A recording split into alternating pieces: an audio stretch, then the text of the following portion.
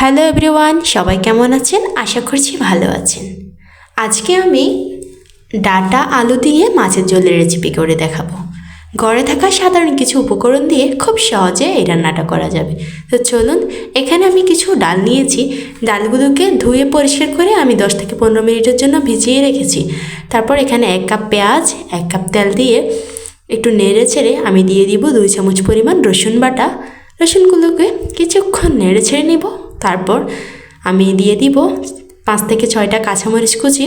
তারপর কাঁচামরিচগুলোকে নেড়ে ছেড়ে আমি দিয়ে দিব 2 চামচ পরিমাণ মরিচের গুঁড়ো, 1 চামচ পরিমাণ হলুদের গুঁড়ো, স্বাদ মতো লবণ।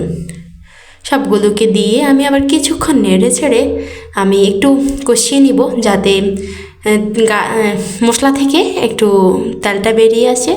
যখন মশলা থেকে একটু তেলটা চারপাশে বেরিয়ে আসবে দেখবেন, তখন দিয়ে দিব আমি ঝরে রাখা সেই ডালগুলোকে আমি একটু ভিজিয়ে তারপর 10 থেকে 15 মিনিটের জন্য আমি ঝরিয়ে রেখেছিলাম ঝাঁঝরিতে, যাতে যে একটা ডালে পানি আছে সেটা চলে যায়।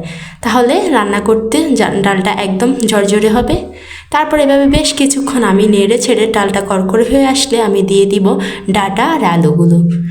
তো ডাটা আর আলুগুলোকে আমি আবার 5 থেকে 6 মিনিট পর্যন্ত এভাবে নেড়ে ছেড়ে একদম কড়া করে ফেলবো। যতক্ষণ না ডাটা আলুগুলো একদম করকরে হবে ততক্ষণ পানি দিবেন না।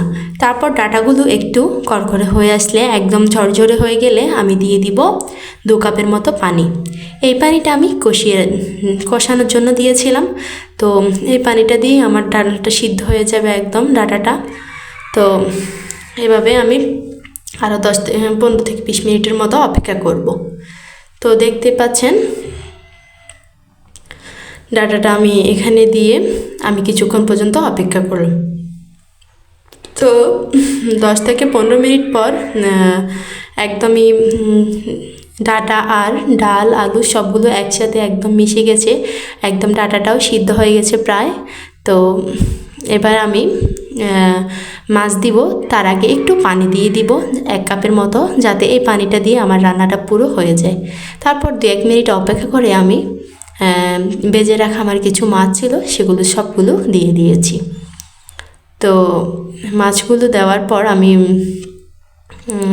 3 থেকে 4 মিনিট অপেক্ষা করে তারপর আবার আমি যে ধনিয়া কুচি রেখেছিলাম সেগুলো সুন্দর করে এখানে বসিয়ে দিয়েছি। ধনিয়া কুচি দিয়ে আমি 3 থেকে 4 মিনিট পর্যন্ত আবার এভাবে রান্না করে নিব। তো এই তো দেখতে পাচ্ছেন আমার রান্নাটা প্রায় শেষ পর্যায়ে।